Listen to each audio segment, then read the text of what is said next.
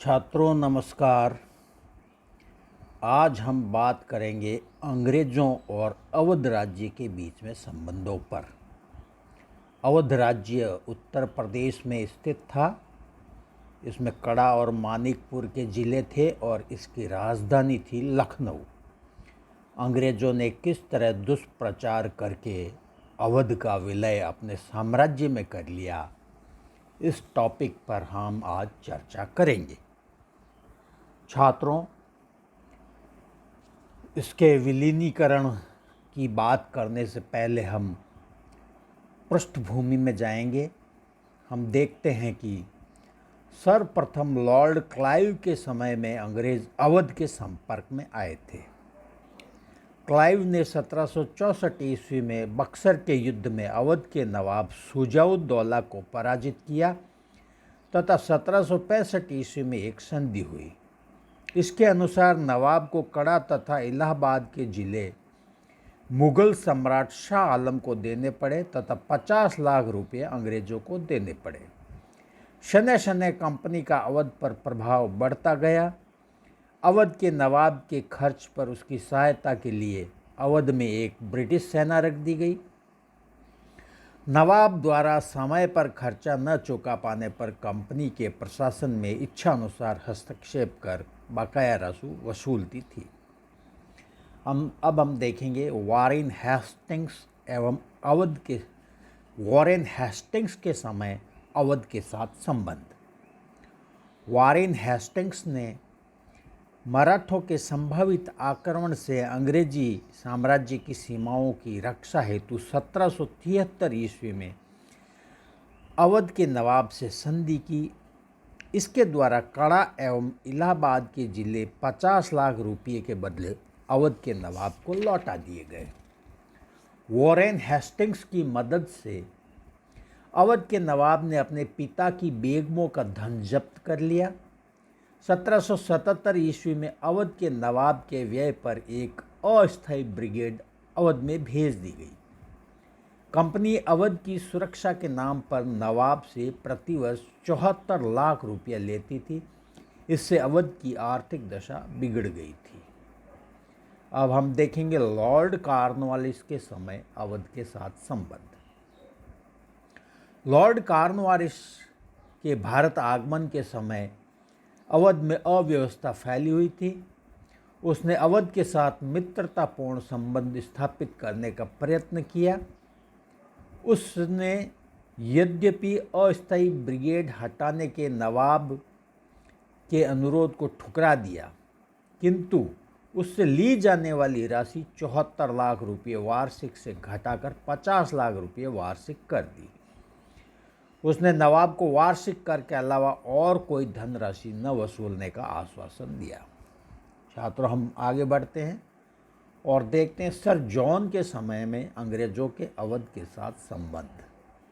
Sir John Shore 1793 से 98 तक इसका कार्यकाल था, ने अवध में हस्तक्षेप की नीति को अपनाया। कॉर्नवालिस ने अवध के नवाब आसफ-उद-दौला को 50 लाख रुपये से अधिक कर न वसूलने का आश्वासन दिया था, किंतु जॉन शोर ने 5 लाख रुपये अतिरिक्त मांगे। उसने उत्तर पश्चिम में अफगान आक्रमण की आशंका को देखते हुए अवध में अंग्रेजी सेना में अभिवृद्धि करने का निश्चय किया। उसने स्वयं लखनऊ जाकर इन शर्तों को मंजूर करवाया। इन शर्तों से आसफ-उद-दौला को बड़ा धक्का लगा तथा सितंबर 1797 ईस्वी में उसकी मृत्यु हो गई।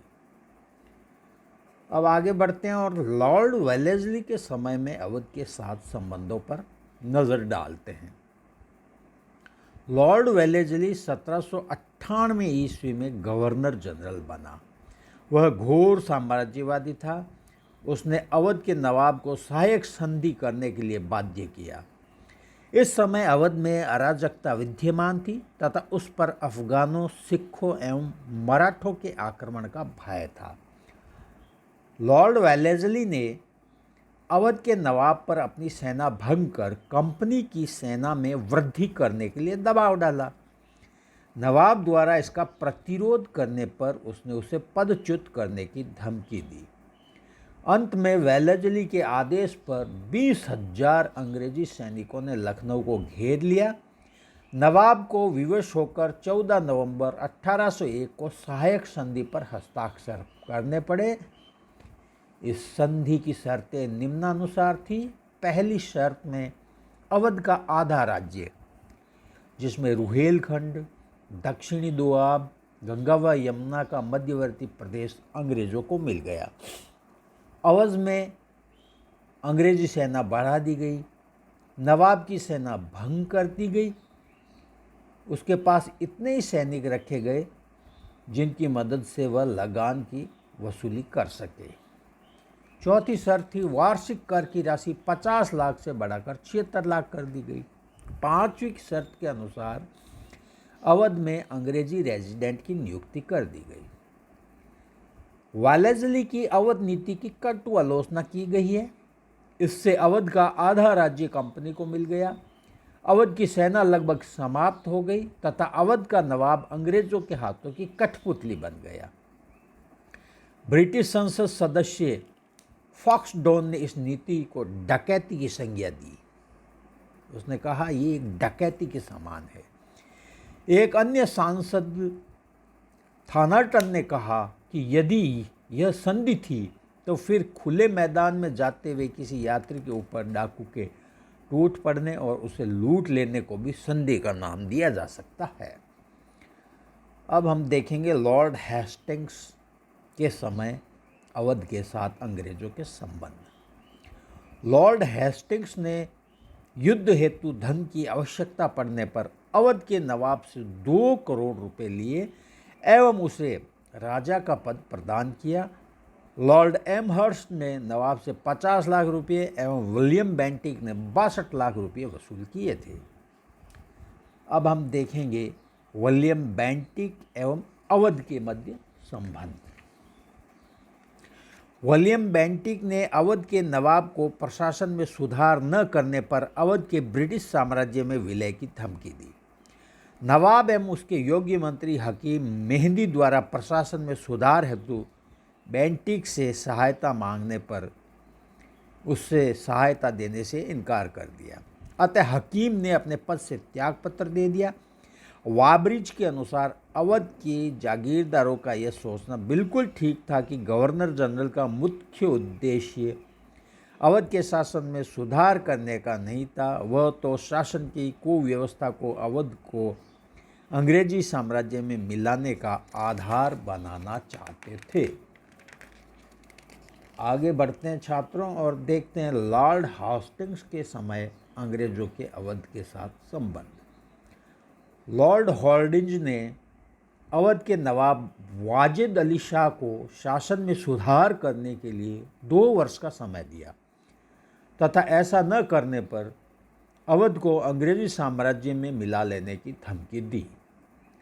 नवाब शासन में सुधार करने में असफल रहा, किंतु द्वितीय सिख युद्ध आरंभ हो जाने से अंग्रेज अवध के विरुद्ध कार्रवाई न कर पाए। अब हम देखते हैं लॉर्ड डलहौजी एवं अवध के बीच संबंध। लॉर्ड डलहौजी घोर साम्राज्यवादी था। वह कलकत्ता से लाहौर तक के क्षेत्र पर अधिकार करना चाहता था तथा इसलिए अवध का अंग्रेजी साम्राज्य में विलय आवश्यक था। अतः वह अवध को हड़पने का बहाना ढूंढने लगा।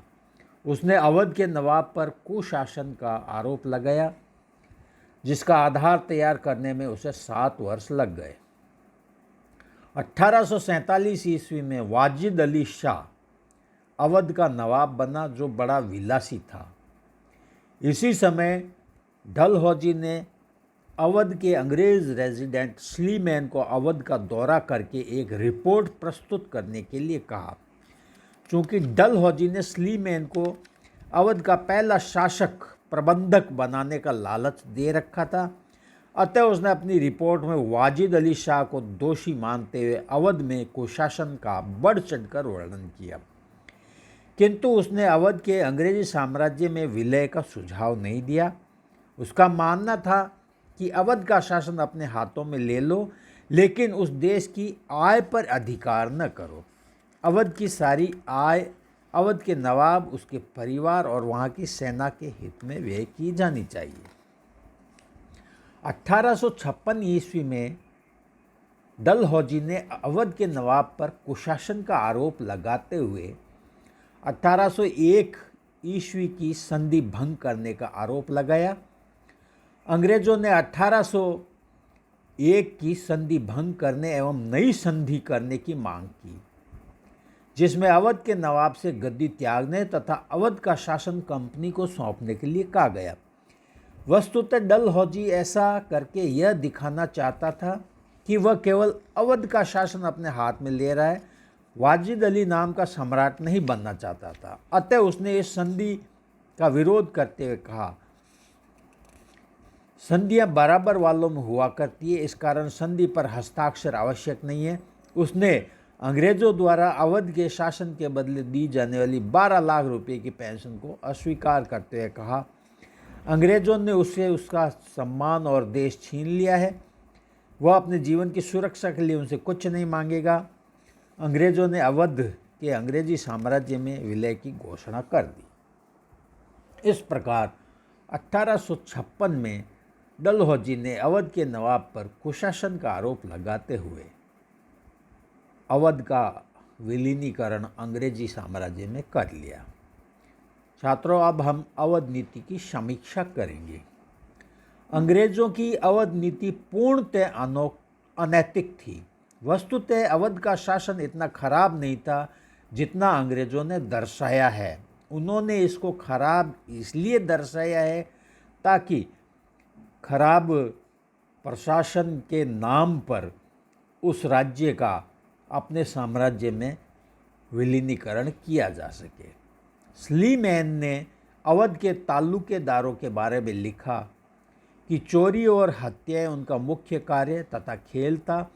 वे अन्य पुरुषों, स्त्रियों, बच्चों को, जिन्होंने उन्हें कोई हानि नहीं पहुंचाई थी, जिंदगी लेने में और हिरणों तथा जंगली सूअरों की जिंदगी लेने में कोई अंतर नहीं मानते थे। वस्तुतः स्लीमैन की रिपोर्ट बढ़ा चढ़ाकर लिखी गई थी। स्लीमैन को डलहौजी ने अवध के विलय के बाद वहाँ का प्रथम शासक प्रबंधक बनाने का लालच दे रखा था एवं उसने अपनी रिपोर्ट डलहौजी को प्रसन्न करने के लिए लिखी थी। 2 अंग्रेज अधिकारियों ने उस समय यह लिखा था। 1849 ईस्वी में कर्नल स्लीमैन को रेजिडेंट बनाया गया तथा उसकी नियुक्ति ने अवध और उसके राजवंश के भाग्य का निर्णय कर दिया। कर्नल स्लीमैन उस कार्य की खोज के लिए भेजा गया था जिसका निर्णय पहले ही हो चुका था। उसका कार्य देखभाल करके एक रिपोर्ट तैयार करने का था, परंतु यह रिपोर्ट क्या थी इसका निर्णय उसके अवध में प्रवेश करने से पहले ही हो चुका था।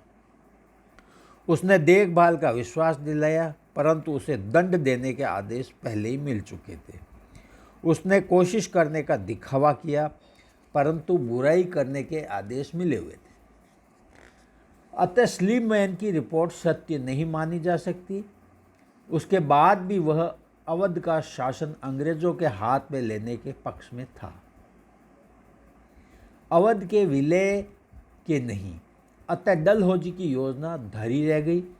1854 ईस्वी में स्लीमैन ने खराब स्वास्थ्य के कारण त्यागपत्र दे दिया। तब जनरल आउट्रम नया अंग्रेज रेजिडेंट बनाया गया।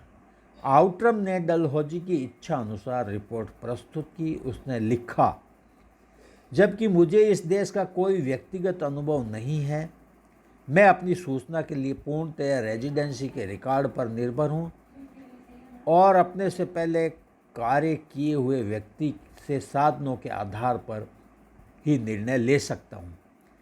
आउट्रम की रिपोर्ट सत्य नहीं मानी जा सकती। उसकी रिपोर्ट के आधार पर डलहौजी ने संचालक मंडल से अवध के विलय की स्वीकृति ले ली। अवध के अंग्रेजी साम्राज्य में विलय से उसकी स्थिति में कोई सुधार नहीं हुआ। केई के अनुसार अंग्रेज अधिकारियों पर यह आरोप लगाया गया था कि उन्होंने लखनऊ के महलों को बर्बाद कर दिया, खजाने को लूट लिया, दुर्बल स्त्रियों को बेघर बार करके अपमानित किया और नवाब की व्यक्तिगत वस्तुओं को बाजारों में बेचा। इसमें संदेह नहीं कि अवध पर अंग्रेज़ों के अधिकार से दरबार के अनेक व्यक्ति, पेंशन पाने वाले व्यापारी आदि बर्बाद हो गए। Doctor R.C. मजूमदार के शब्दों में अनेक परिवार जो कभी भी जनान खाने से बाहर नहीं गए थे, रात को घर से बाहर जाकर भीख मांगते थे। अंग्रेज़ों की भू व्यवस्था से जमींदारों को बहुत हानि हुई तथा किसानों की स्थिति शोचनीय हो गई। अवध की सेना के 60,000 में से 50,000 सैनिकों को निकाल देने पर बेकारों की भयंकर समस्या उठ खड़ी हुई। वस्तुओं के मूल्य बढ़ गए तथा न्याय में विलंब एवं अधिक व्यय होने लगा। वस्तुतः अंग्रेजों ने अपनी साम्राज्यवादी नीति के कारण ही अवध को हस्तगत किया था। इससे वहाँ असंतोष फैल गया। इसी कारण अवध के तालुकेदारों तथा नागरिकों ने 1857 ईस्वी की क्रांति में जमकर भाग लिया। तो छात्रों, ये थे आंग्ला अवध संबंध एवं अवध का अंग्रेजी राज्य में विलय। नेक्स्ट वीडियो में फिर मिलेंगे, तब तक के लिए अलविदा। Thank you.